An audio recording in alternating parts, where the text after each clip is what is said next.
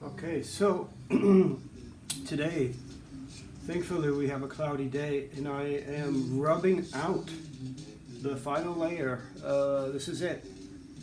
The varnish is done. Woo! And it looks so good. I'm very, very, very, very happy with it. But I want to rub it out, at the end. And for this, you need to make sure that you wait at least 5 days, if not more. You want at least using my method, you want the varnish to be dry. So you're going to polish it. I have a dedicated rag that likes to get filled with oil. So this is the polishing oil from Hammerl in Germany, or Joha. The label came off. And I will start with a rough treatment of pumice or Bimstein, and you can get this in 0,0 or different levels of fineness. This is pretty fine. And then I also use, basically it's the same thing. It's pumice, it's ground, it's like volcanic, but this is Rottenstone, and the pink is like super fine. All this you can get at Hammerl, in Germany. So yeah, you got your oil, you got your rag that's kind of nice and saturated. And in the beginning you just put a nice healthy amount of oil, right? And then put your Bimstein, yeah, or your pumice. Yeah, and then you're just polishing. Yeah, it's actually fun. Now you want to be careful because you're going to be removing color, a little bit. So, and we want that today. Today we want to remove a little bit of the color, and I'm going to show how to do that if I can find my glasses. So you're looking at it this way. So you're seeing two things. The same thing as when you're varnishing. You're seeing the gloss or the reflection or the surface that you're trying to control, and then you're looking straight on at the color. And you'll understand when you're doing this, because you can't really see the color when it's when the light is glossy. Does that make sense? Yeah, you're doing nice, healthy polishing. The aggressiveness of your pumice is something you have to learn by experience, and the ratio of oil to pumice is also something that you just kind of do by feel. And even for each parts of the wood, you decide, oh, I want to go a little bit finer here. So yeah, you can polish nice and healthy. And so, looking at, I've already done a little bit of this. So, what I want to do is once I find my mensur with my bridge, once I'm going to do the final setup, the pressure from the feet are going to dig into the oil varnish. So what I'm going to do is later, after everything's all polished and after it's been set up and found the sweet spot, we know that the bridge is going there. Then, this is another video. Then I take Sensodor. This is basically mineral spirits and alcohol, 50-50. It's I believe it's called mineral spirits. Auf Deutsch, I'm not sure. You'd have to look on Google. Or yeah. Anyway, so yeah, the same thing on the front. The mineral spirits combined with the alcohol, they allow you to, the alcohol is too aggressive. You got to be really careful with if you're antiquing with alcohol.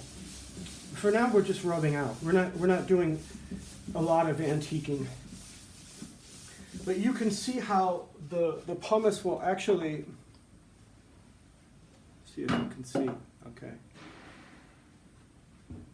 The pumice, in combination with the oil, will actually remove some of the hues. It will soften some, and revealing the sort of glowing, or hopefully not orangey layer of the yellow layers. Remember, we did brown and we did yellow, then we did brown again, and then we went to where we were trying to go, which is this red brown that's has a lot of shadows and such. So when you're polishing with the pumice, you want to look at the gloss, looking at it from this way to see the shine, and then from straight on, then you can see the color. So that's basically, and this looks really, really cool.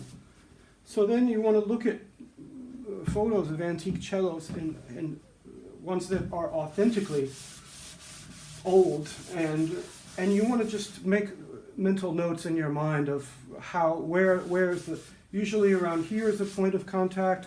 The cellist, when they play, they often, the fingerboard is not on here, but they will often wear here, so the hand is wearing here. So we were going to remove a little bit of varnish here with the mineral spirits and alcohol. You can try alcohol alone, but be careful. So yeah, let's say that like you can spend. Hold on, I can't work without music.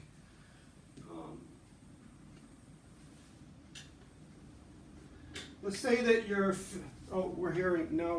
We love this guy. He's like the Barry White of island music. We like him. I don't know what island he's from. He appears to be near the water somewhere in South America. Yeah, so let's say you've got everything all polished. Then you want to remove all of that pumice and that oil, because you don't want this oily instrument, So now it's going to have a kind of matte. Well, I should remember, close your containers. I almost just knocked this over. It's not expensive, but. Right? Then you're going to take a product called Supernico. We love Supernico. It's basically just like a cleaning. You want to shake it. It's like violin polish. Again, Supernico it's not aggressive, but it is a how do you say? Like Rottenstone, it's a very fine abrasive, in a way, so you have to be careful. So yeah, I put like a healthy amount, right? And that allows you to do a lot surface, that covers all my...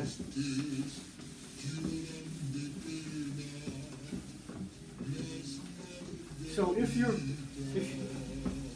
see, now it will be very cloudy. And you notice that it's getting all kinds of marks in the varnish that we're going to fill with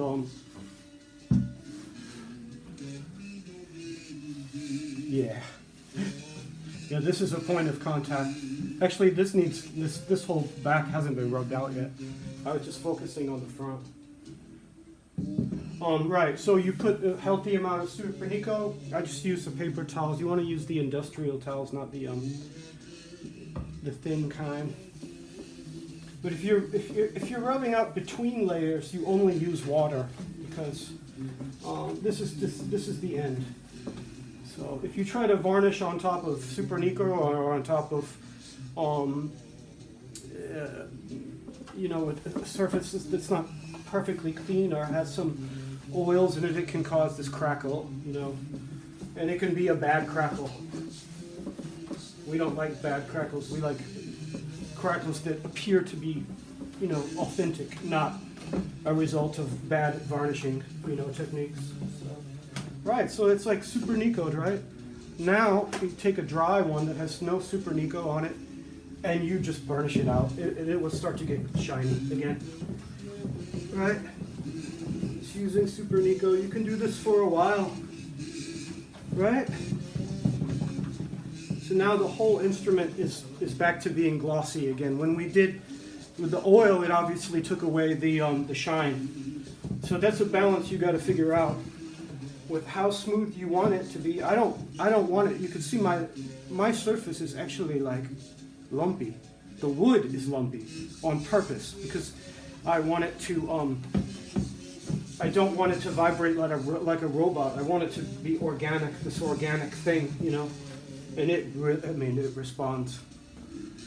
So, yeah, you can see now it's glossy, but believably glossy. You know, what you want is, that on the inside put a bunch of dirt from the garage before you, because it still smells like a new instrument, and that will take a long time. I mean, there are people who are concerned with antiquing the insides, and I think that's cool. I'm like, wow, that's, you know, I mean, obviously they're doing it, I think, to prove, well, because it's cool and it's fun, and also it's like, wow, look at this. Like, you cannot tell that it's a new instrument. You know, I've done them before. It's not easy. So yeah, the Supernico, what the Supernico does is sort of, it's like your final burnishing, and it cleans. This hasn't even, none of this has been rubbed out. So, yeah, I need to do that to the back.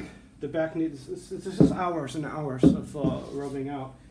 And again, it's like, you know, it's how much do you want to remove, you know?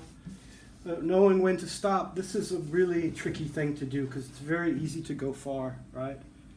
I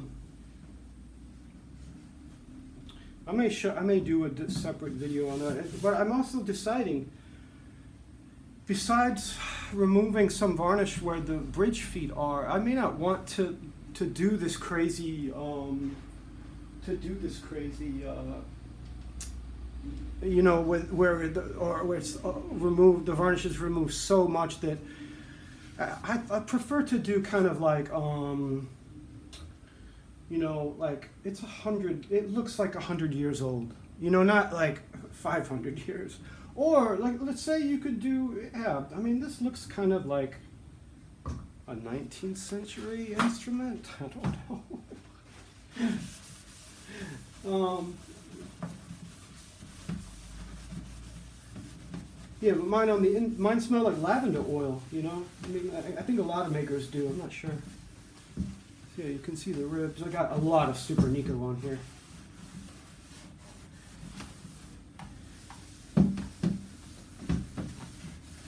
Same thing, right? Now it's like real cloudy, right? And then you take a clean paper towel and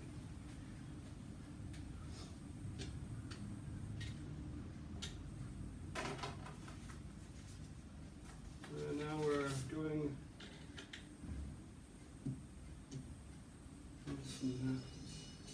I kind of like her, actually. I love that haircut. Oh, that's hot. So the little thing and the bangs. Yes, that's good. All right, then you then you rub it out. See, now it will get glossy. So deciding how much gloss you want is something I usually I kind of a lot of times I ask the customer, but some of the times they don't.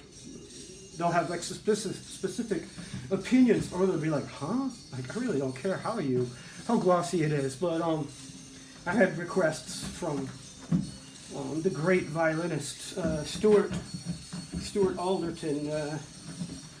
I think he owns 4 of mine, and he's like, "Knight, can you do it a little bit more glossy?" And I said, "Yeah." So yeah, to have more gloss, you would do more polishing and more, I mean, that actually looks sweet. I've got a balance of kind of the orange peel. I don't know if it's possible to see with this camera. Anyway, so that's the rubbing out with oil. And then you got to decide if you want to go the full thing and start removing color with 50% mineral spirits and I don't know. For me, this looks good. Like, if it looks good, then stop. Like, why are you going to make it better by removing some color here? Or but one thing I do. This is what I can do. Is I can show you. Yeah, you use the same thing. I'm going to break that out. So, this is my mineral spirits and alcohol. you get your duck. Make sure to use a duck. To get your duck, and then you just put like just a splash, really, just a tiny, tiny bit. Because like mineral spirits, the one that I'm buying are the jar is like this big, and it's $6. I mean, yeah. So then I take my Q-tips. You take your Q-tip and you dip it in the duck. Right? So then, where are my points of contact? My points of contact are here, here. You can already see where I've, yeah, and you're just, whoa, see, that's already aggressive. So, careful. You're just removing, then I smooth it out with my hand. You see? Little bits of varnish. You can spend a lot of time on this, right? And you want it, so where else do your points of contact are here where the bow hits, right? So be sure you don't get any, unless you want to remove. You're just doing your edge, you know, this overhang. Like assuming that this cello was played, right? So the bow must have hit it. It's probably already got some scars.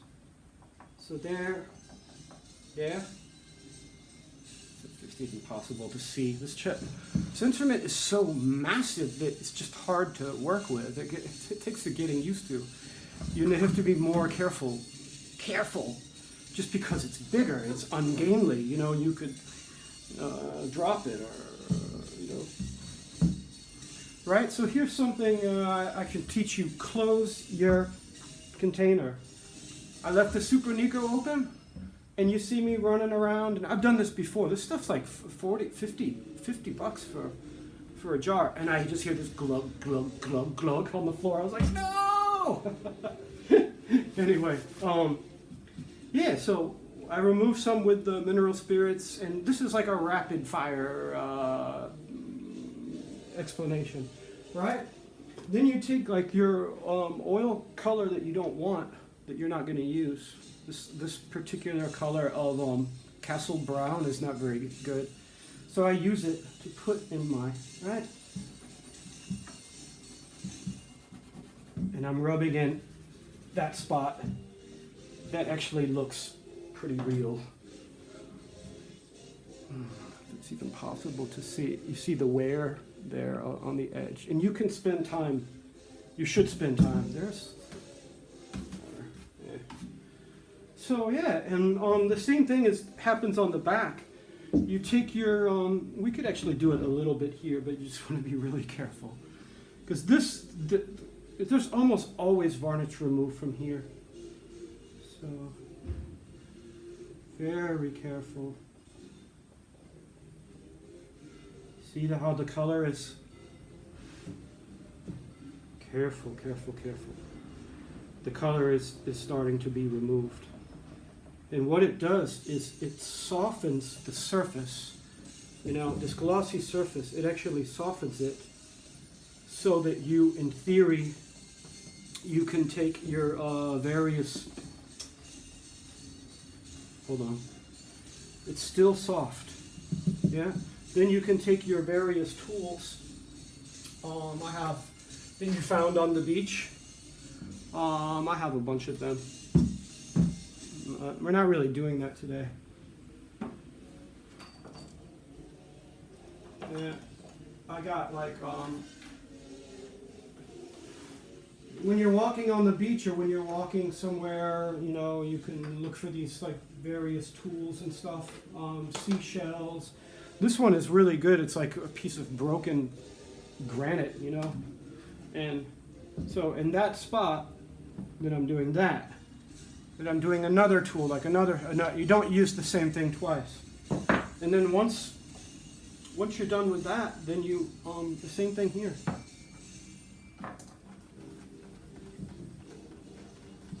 Actually, probably better to wait till it dries than to do this. And you put your black paint.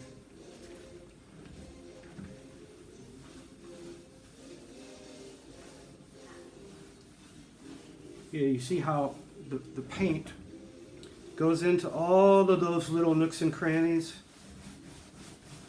Can you see that? That's hard to see.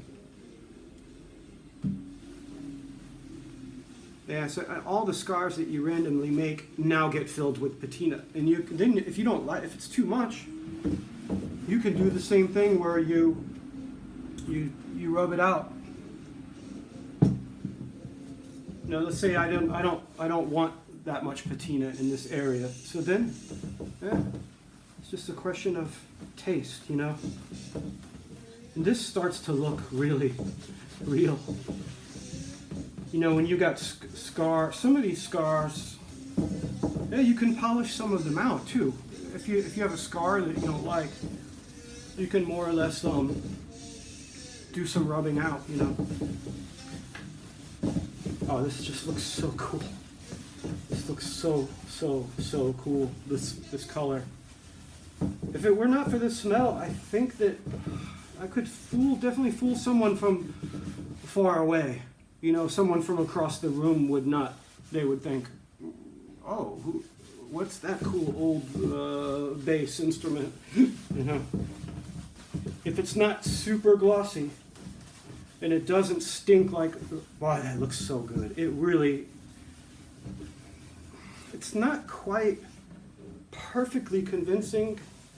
There's telltale things that give it away that you'll learn to spot when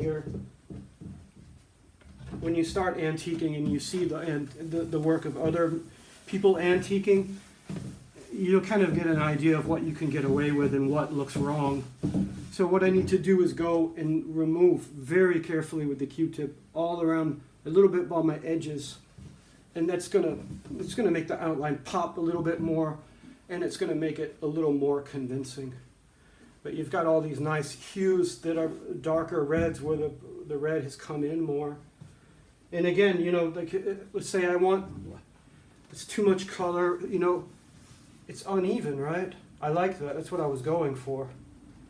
But once that's all been Supernico'd, you can go back in and do it again with the you know, same thing. Like, it's up to you.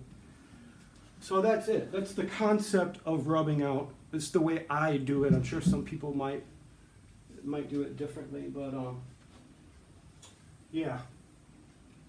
What else? Be careful.